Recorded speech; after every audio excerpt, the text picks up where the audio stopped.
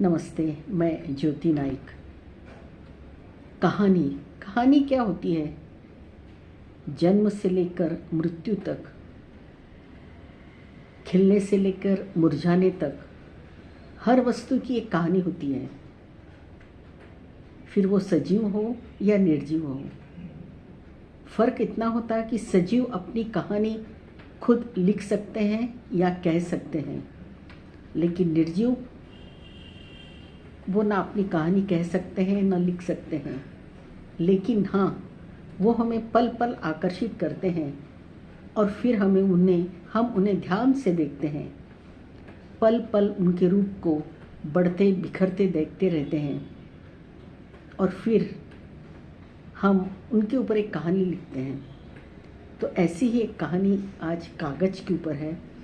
शीर्षक है कागज़ की कहानी। मेज पर पड़ा वो कोरा कागज़ मुझसे बातें करने को बेचैन था। मैंने जाकर हल्के से उसे छुआ तो बोल उठा, सुनोगी मेरी कहानी? हर पल बदलती रहती है।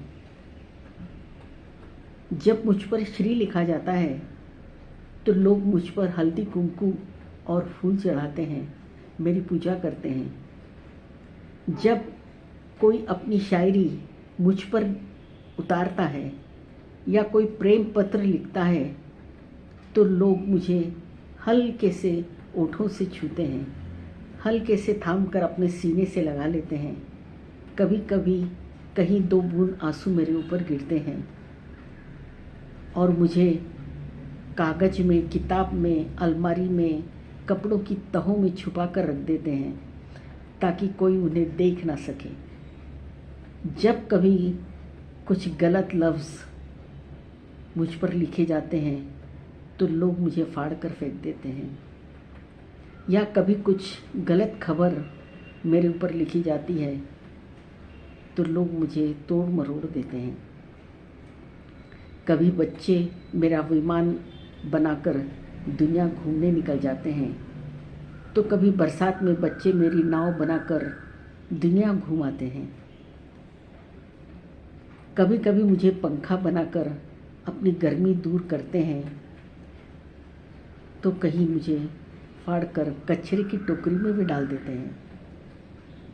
क्या कहूँ, कितना कहूँ, मेरी ज़िंदगी के इतने बदलते रूप हैं कि मैं ही खुद को भूल चुका हूँ।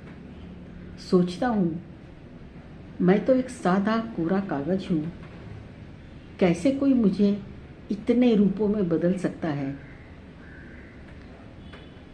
कभी कभी तो ऐसा होता है कि मैं खुद ही भूल जाता हूँ कि मैं क्या हूँ, मूल रूप में मैं क्या हूँ।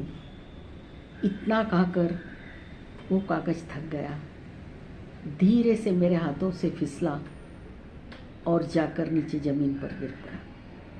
तो ये थी कागज़ की कहानी। तो कहानी लिखना, कहना आसान होता है, बस जो हम देखते हैं उसको शब्दों में बयां करना आना चाहिए। बस कहानी अपने आप तैयार हो जाती है। तो आपको ये मेरी रचना पसंद आई हो तो सब्सक्राइब कीजिएगा, कमेंट्स कीजिएगा, मुझे अच्छा लगेगा। धन्यवाद।